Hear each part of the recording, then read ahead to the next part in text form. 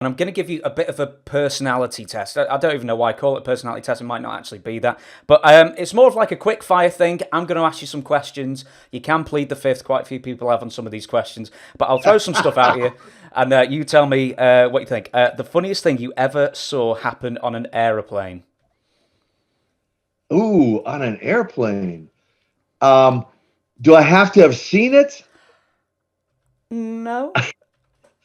The craziest thing on an airplane was when Uncle Ivan and the Iron Sheik, Adnan Al Casey, got in a fight on an overseas flight, got in a fight on the airplane. Uncle Ivan had the bite mark from the Sheik on his neck for the rest of his life, like literally a horseshoe where Sheiky laid into him and, like a werewolf, bit him on the neck and drew blood. I never witnessed it, but when Ivan told me the story, I'm like, that's crazy. Of course, a bunch of the other boys had to like break them up, and separate them. And it's an overseas flight, so it's not like they're landing, in 30 minutes. I mean, they still had hours and hours to fly. I forget where they were going, but Ivan had the proof of that fight for the rest of his life on his neck. Wow. Last man standing at the bar. Probably Road Warrior Hawk. There we go. There we go. Biggest bully.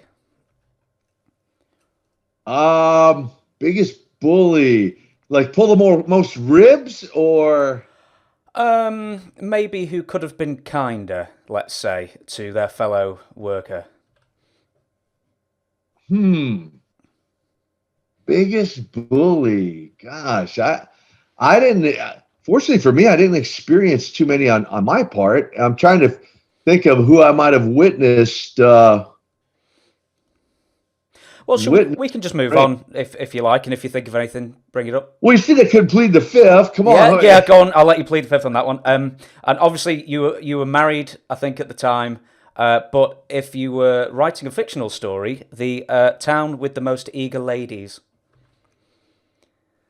Oh man, you like truthfully, there's you can't pick one town like for real. Like back in those days, every town, and I'm not exaggerating that, every town there'd be women in every town, and or if they were smaller towns, they would drive from the bigger towns. I mean, they followed the wrestlers everywhere. So I honestly couldn't nail it down to one town. They were, like the rock and roll, like the rock and roll fan, has their groupies.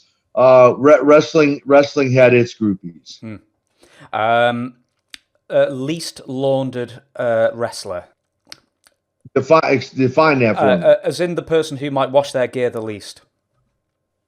Oh, oh, gotcha. Um, Gosh, well, one story that comes to mind was Blackjack Mulligan, Barry Windham's dad. He used to wear this glove. He used to wear this glove, and his finishing move was the claw. So you put it on your head.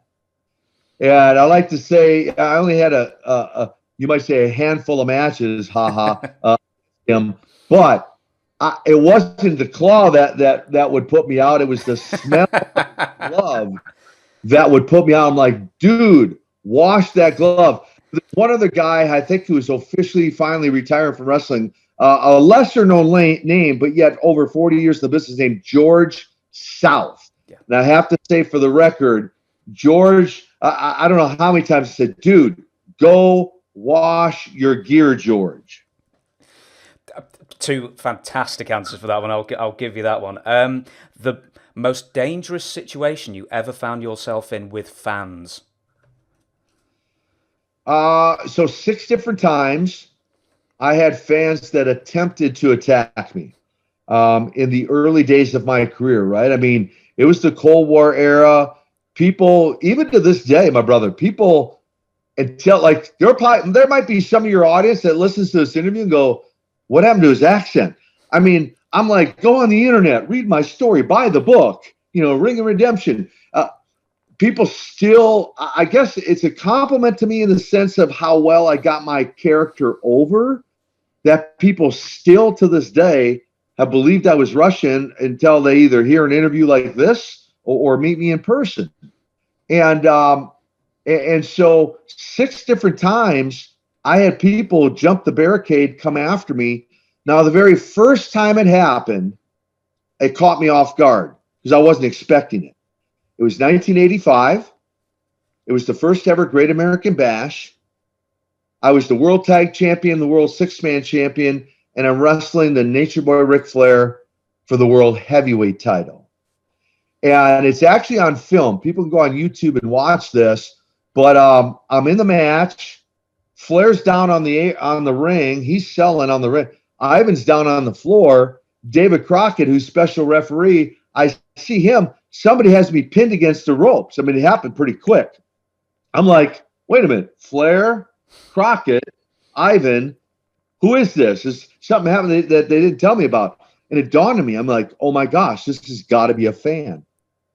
And then the cops all rolled in, figured it out, got the guy off, arrested him, took him out. That was the first time, and that was the only time the fan would ever get a hand on me. But there were 6 different times that they came over the barricade after me, literally tried to come in the ring. Most memorable backstage fight that you actually saw? I don't know that I saw any. No,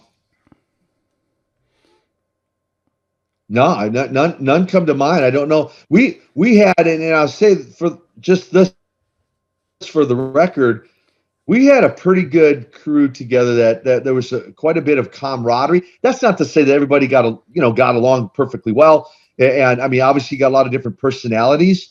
But that said, everyone worked really hard together. We were building the territory, and so I personally didn't ever. I've heard many stories, but I personally didn't witness firsthand any of those stories. Okay.